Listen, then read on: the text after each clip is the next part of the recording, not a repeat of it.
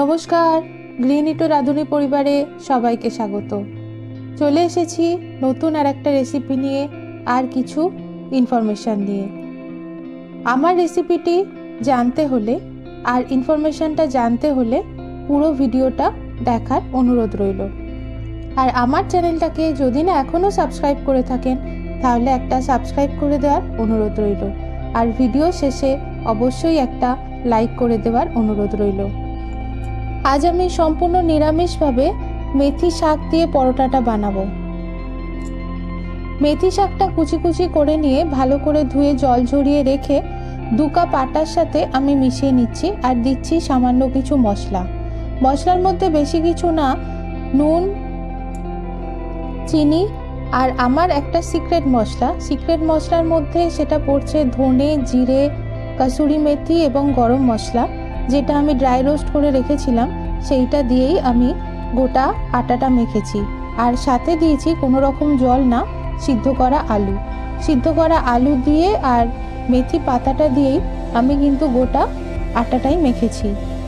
তারপর আর কিছুই না, রুটির মতো বেলে নিয়ে ভেজে নিয়ে গরম গরম পরিবেশন করুন। এবার আসি একটা নতুন ইনফরমেশানে। আশা করি আমার যারা ছোট ভাই বোন আছেন, যারা জব করেন, কলেজে পড়েন, কিছু হালকা ইনকাম করতে চান, তাদের জন্য এই ভিডিওটা খুব হেল্পফুল হবে বলে আমার মনে হয়। কেননা আমি এখন যে ইনফরমেশানটা দেব সেটা তাদের জন্য খুবই উপকারী।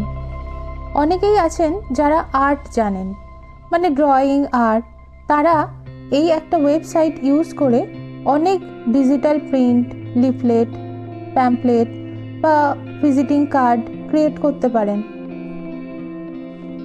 সেই ক্রিয়েটেড ডিজিটাল আর্টটা আপনি অ্যামাজন, ফ্লিপকার্ট এরকম লিস্টে সেল করতে পারেন বা ফেসবুক, হোয়াটসঅ্যাপের মাধ্যমেও সেল করতে পারেন।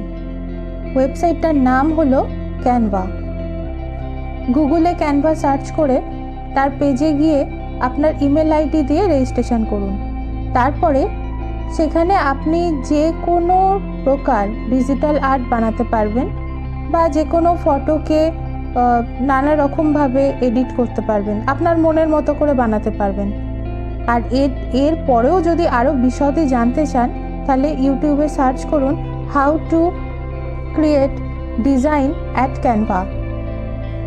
দেখবেন নানা রকমের তথ্য আপনারা পেয়ে যাবেন ওখান থেকেই। আশা করি যারা কলেজ স্টুডেন্ট বা অল্প স্বল্প আয় করতে চান তাদের এই ইনফরমেশানটা খুব হেল্পফুল হবে। দেখুন, কথা বলতে বলতে আমার পরোটা ভাজাটাও কিন্তু শেষ হয়ে গেছে। আমি একটা করেও কিন্তু আপনারা ভেজে নিতে পারেন। আমি এখানে 2-3টে একসাথে দিয়েই ভেজে নিয়েছিলাম। আমি কিন্তু পরোটাটা ডিপ ফ্রাই করিনি, আপনারা চাইলে ডিপ ফ্রাই করতে পারেন। আমি এটা শ্যালো ফ্রাই করেছি চাটুর মধ্যে অল্প তেল দিয়ে। ব্যাস, আমার ভাজা শেষ। এরপর গরম গরম খাবার পালা।